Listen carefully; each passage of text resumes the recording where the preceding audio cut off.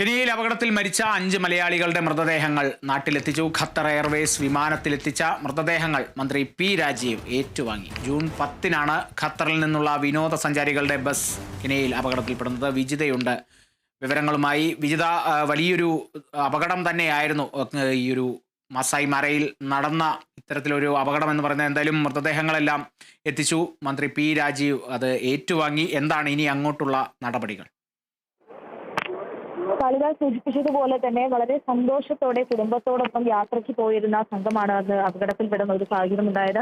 വളരെയധികം എല്ലാവരെയും ഒരുപോലെ വേദനിപ്പിച്ച ഒരു അവസ്ഥ തന്നെയായിരുന്നു. എന്തായാലും ഇപ്പോൾ ഈ 5 പേരുടെയും മൃതദേഹങ്ങൾ സ്വന്തം നാട്ടിലേക്ക് കൊണ്ടുപോകാനുള്ള തയ്യാറെടുപ്പുകളെല്ലാം കഴിഞ്ഞിരിക്കുന്നു. നോർക്ക റൂട്ട്സിന്റെ ആംബുലൻസുകളിലാണ് 2 ആംബുലൻസാണ് നോർക്ക റൂട്ട്സിന്റെ ഉണ്ടായിരുന്നത്. പോരാതെ വേറെയും ആംബുലൻസുകൾ ഉണ്ടായിരുന്നു. ഈ ആംബുലൻസുകളിലാണ് മൃതദേഹങ്ങൾ കൃത്യമായി സ്വന്തം നാട്ടിലേക്ക് എത്തിക്കാനുള്ള എല്ലാ നടപടികളും ഗവൺമെന്റും സംസ്ഥാന സർക്കാരും അതോടൊപ്പം തന്നെ നെയ്റോബിയിലെ അധികൃതരും കേന്ദ്ര സർക്കാരും എല്ലാവരും ചേർന്ന് കൂട്ടായ ഒരു പ്രയത്നത്തിലൂടെ തന്നെയാണ് എത്രയും പെട്ടെന്ന് സ്വന്തം നാട്ടിലേക്ക് മൃതദേഹങ്ങൾ എത്തിക്കുക എന്നുള്ള ഒരു കാര്യമെല്ലാം ഇപ്പോൾ ചെയ്തിരിക്കുന്നത്. അതോടൊപ്പം തന്നെ കൂടെ പരിക്കേറ്റ 7 പേരെയും സ്വന്തം വീട്ടിലേക്ക് എത്തിക്കുന്നതിന് വേണ്ടിയിട്ടുള്ള ചികിത്സ ഉറപ്പാക്കുന്നതിന് വേണ്ടിയിട്ടുള്ള കാര്യങ്ങളെല്ലാം തന്നെ ചെയ്തിട്ടുണ്ട്. മൂവാറ്റുപുഴ സ്വദേശിനി ജസ്ന, അതോടൊപ്പം തന്നെ മകൾ റൂഹി മെഹ്റിൻ, 1.5 വയസ്സുള്ള കുട്ടിയാണ്. മാവേലിക്കര ചെറുകോൽ സ്വദേശിനി ഗീത ഷോജി ഐസക്, പാലക്കാട് മണ്ണൂർ സ്വദേശിനി റിയ ആൻ, മകൾ ടൈറ റോഡ്രിഗസ് എന്നിങ്ങനെ ഈ 5 പേരുടെ മൃതദേഹമാണ് ഇപ്പോൾ കൊച്ചി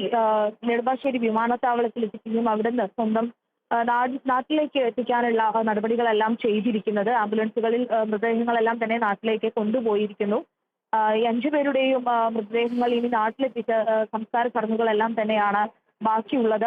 ജസ്ന, അതോടൊപ്പം തന്നെ മകൾ റൂഹി മെഹ്റിൻ, ഇവരുടെ എല്ലാം കൂടെ പരിക്കേറ്റ ബന്ധുക്കളെയും നാട്ടിലെത്തിക്കാനുള്ള എല്ലാ കാര്യങ്ങളും ചെയ്തു കഴിഞ്ഞിട്ടുണ്ട്. അതോടൊപ്പം തന്നെ ഈ ഗീത ഷോജി എന്ന് പറയുന്ന മാവേലിക്കര സ്വദേശിയായിട്ടുള്ള ഗീത ഷോജിയുടെ മകൻ ഇവിടെ നെടുമ്പാശ്ശേരിയിൽ എത്തിയിരുന്നു. ഈ മകൻ കൊച്ചിയിലാണ് താമസിക്കുന്നത്. അവരുടെ കുടുംബക്കാരടക്കം എത്തേണ്ട ഒരു സാഹചര്യം ഉള്ളതിനാൽ ചൊവ്വാഴ്ചയാണ് ഈ ഒരു സംസ്കാര ചടങ്ങുകളെല്ലാം തന്നെ ഉണ്ടാവുക.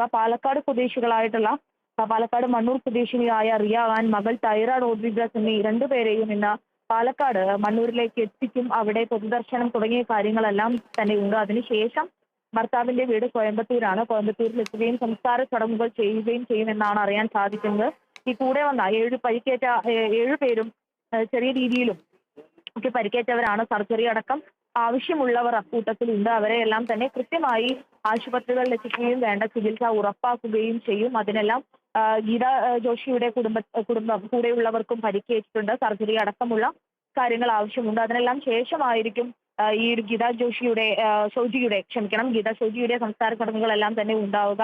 എന്നാലും വളരെയധികം വിഷമകരമായിട്ടുള്ള ഒരു സാഹചര്യം തന്നെയാണ് ഈ കുടുംബങ്ങളെ എല്ലാം സംബന്ധിച്ചിടത്തോളം. കാരണം അത്രയും സന്തോഷത്തോടെ ഇവരെല്ലാം തന്നെ ഖത്തറിൽ സെറ്റിൽഡ് ആയിട്ടുള്ള ആളുകളാണ്. അവിടെ നിന്നും സന്തോഷത്തോടെ കെനിയയിലേക്ക് ഒരു യാത്ര പോകുന്നതിനിടയിലാണ് ഇങ്ങനെ ഒരു അപകടം സംഭവിക്കുന്ന സാഹചര്യം ഉണ്ടായത്.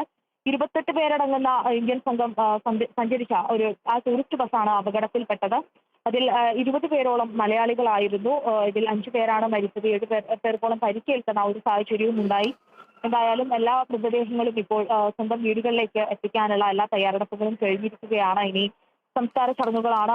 അതോടൊപ്പം തന്നെ ഈ നാട്ടിലെത്തിക്കുന്നതുമായി ബന്ധപ്പെട്ട് ഒരുപാടധികം കാര്യങ്ങളെല്ലാം തന്നെ ബുദ്ധിമുട്ടിലാവുന്ന അല്ലെങ്കിൽ അനിശ്ചിതത്തിലാവുന്ന ചില സംഭവങ്ങളെല്ലാം തന്നെ ഉണ്ടാകുന്ന ഒരു സാഹചര്യമെല്ലാം ഉണ്ടായിരുന്നു. കാരണം ഈ ഒപ്പമുള്ള ബന്ധുക്കൾക്കടക്കം, ഈ ഭൗതിക ശരീരങ്ങൾക്കും ഒപ്പമുള്ള ബന്ധുക്കൾക്കും അടക്കം ഇന്ത്യയിൽ പ്രവേശിക്കുന്നതിനെല്ലാം തന്നെ യെല്ലോ ഫീവർ വാക്സിൻ സർട്ടിഫിക്കറ്റ് വേണമെന്ന ഒരു നിബന്ധനയെല്ലാം തന്നെ വെക്കുന്ന ഒരു സാഹചര്യം ഉണ്ടായിരുന്നു.